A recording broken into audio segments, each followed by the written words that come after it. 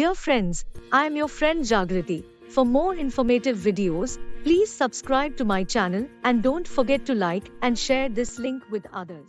പ്രിയ സുഹൃത്തുക്കളെ, ഇന്നത്തെ വീഡിയോയിൽ മങ്കിപോക്സ് എന്നറിയപ്പെടുന്ന എംപോക്സിനെ കുറിച്ച് നമുക്ക് സംസാരിക്കാം. ഈ രോഗം സമ്പർക്കത്തിലൂടെ എളുപ്പത്തിൽ പടരുമെന്നതിനാൽ നാം എല്ലാവരും ഈ വൈറൽ അണുബാധയെക്കുറിച്ച് അറിഞ്ഞിരിക്കണം. എംപോക്സ് പ്രധാനമായും ചർമ്മത്തെ ബാധിക്കുന്ന ഒരു രോഗമാണ്. ഇത് ചർമ്മത്തിൽ കുമിളകൾക്കും തിണർപ്പുകൾക്കും കാരണമാകുന്നു. എന്നാൽ വിഷമിക്കേണ്ട, ഇത് എങ്ങനെയാണ് പടരുന്നതെന്നും സ്വയം എങ്ങനെ പ്രതിരോധിക്കാമെന്നും മനസ്സിലാക്കിയാൽ അണുബാധയുടെ സാധ്യത കുറയ്ക്കാൻ സാധിക്കും. എംപോക്സിന്റെ ലക്ഷണങ്ങൾ എന്തെല്ലാമാണെന്ന് നമുക്ക് മനസ്സിലാക്കാം. പനി. തുടക്കത്തിൽ നിങ്ങൾക്ക് നേരിയ പനി അനുഭവപ്പെടാം. ശരീരവേദന, പേശികൾ, സന്ധികൾ, ശരീരം എന്നിവിടങ്ങളിൽ സാധാരണയായി കടുത്ത വേദന അനുഭവപ്പെട്ടേക്കാം. ചർമ്മത്തിലെ കുമിളകൾ. ആദ്യം മുഖത്തും കൈകാലുകളിലും ചെറിയ കുമിളകൾ പ്രത്യക്ഷപ്പെടുന്നു. കാലക്രമേണ ഈ കുമിളകളിൽ ദ്രാവകം നിറയുകയും അവ ഉണങ്ങി സ്കാബുകൾ അവശേഷിപ്പിക്കുകയും ചെയ്യുന്നു. ചർമ്മത്തിലെ ഈ തിണർപ്പ് എംപോക്സിന്റെ വ്യക്തമായ ലക്ഷണങ്ങളിൽ ഒന്നാണ്. രോഗബാധിതനായ വ്യക്തിയുമായുള്ള അടുത്ത സമ്പർക്കത്തിലൂടെയാണ് എംപോക്സ് പടരുന്നത്. അവരുടെ ചർമ്മവുമായി നേരിട്ടുള്ള സമ്പർക്കമോ വസ്ത്രമോ കിടക്കയോ പോലെ അവർ ഉപയോഗിച്ച വസ്തുക്കളിൽ സ്പർശിക്കുന്നത് വഴിയോ ഇത് പടരാം.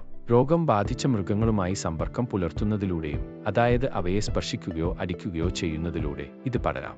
സമീപകാല കണക്കുകൾ പ്രകാരം 120 രാജ്യങ്ങളിലായി 99,176 എംപോക്സ് കേസുകൾ സ്ഥിരീകരിച്ചിട്ടുണ്ട്. ഏകദേശം 208 മരണങ്ങൾ റിപ്പോർട്ട് ചെയ്തു.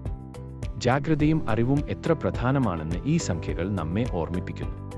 എംപോക്സ് തടയുന്നതിനുള്ള ചില ലളിതമായ ഘട്ടങ്ങൾ ഇതാ.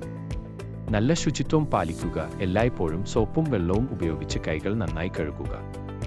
രോഗബാധിതരായ വ്യക്തികളുമായോ അവരുടെ വസ്തുക്കളുമായോ നേരിട്ടുള്ള സമ്പർക്കം ഒഴിവാക്കുക. എന്തെങ്കിലും ലക്ഷണങ്ങൾ, പ്രത്യേകിച്ച് കുമിളകളോ പനിയോ ശ്രദ്ധയിൽപ്പെട്ടാൽ ഉടനടി ഒരു ഡോക്ടറെ ബന്ധപ്പെടുക. എംപോക്സിന് പ്രത്യേക വാക്സിൻ ഇല്ലെങ്കിലും നേരത്തെയുള്ള ചികിത്സ വഴി അണുബാധ മൂർച്ഛിക്കുന്നത് തടയാൻ കഴിയും.